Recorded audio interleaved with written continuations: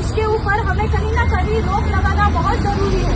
तो मैं सभी लेडीज को यहाँ पे आने के लिए पहले शुक्रिया अदा करूंगी और बताऊंगी कि आज जो माहौल हमारे बीच चल रहा है, आज हमारी लड़कियां सुरक्षित नहीं है। आज कल का माहौल, आज जैसे कि देखा हमने बदलापुर में 2 लड़कियों के साथ जो गलत हुआ है वो सभी को मालूम है।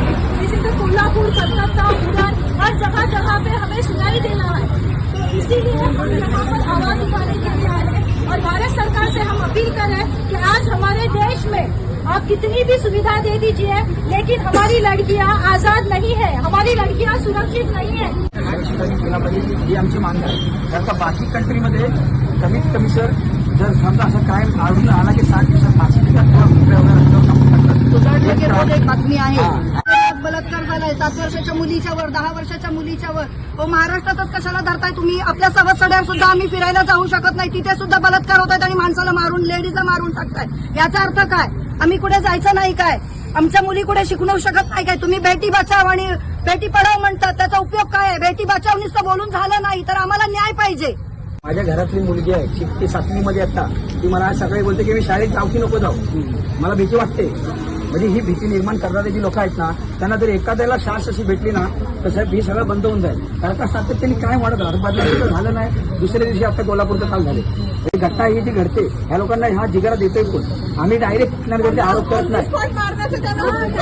नाहीतर माझा एक मागणी अशी आहे की तो आरोपी असेल त्यांना ह्या महिलांचा हवाले करा. फाशी सुद्धा त्याला काहीच नाहीये. जर त्याला जाळून टाकली तर दुसरा नराधमक तयार होणार नाही. फाशी सुद्धा काही नाही. धड वेगळं झालं ते वेगळं, पण त्याला जर पाठ आणि पाठ त्याचा जळला की त्याला शास लागेल दुसऱ्या नराधमकाला की आम्ही तयार कसे व्हायचे ह्याचा विचार करेल.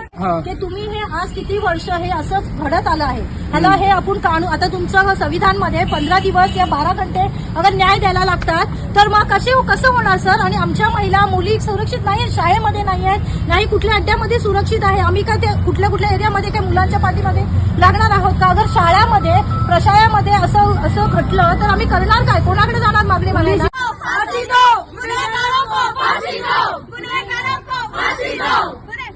जर तुम्ही तुमचं राज्य एका रात्रीत बदलू शकताय तर त्यावेळेस तुम्ही जनतेला विचारत नाही, तो तुमचा सगळा राजकारणाचा विषय असतो. तसाच आता न्याय घेताना तुमच्याजवळ कसले अजून साबूत आणि पुरावे तुम्हाला हवे की त्या नराधमकाला तुम्हाला न्याय देण्यासाठी वेळ लागेल का? म्हणून सर्वप्रथम आयोजक, मोर्चाचे आयोजक आणि तुम्हा सर्व सहभागींचं मनापासून आभार व्यक्त करतो. कारण की तुम्ही ज्या अटी आणि शर्ती दिलेल्या होत्या त्याचं तुम्ही पालन केलं आणि शांततेच्या मार्गाने तुमचं जे निवेदन किंवा तुमचा जो निषेध आहे मोर्चा स्वरूपी तुम्ही व्यक्त केलेला आहे पोलीस स्टेशनला येईपर्यंत.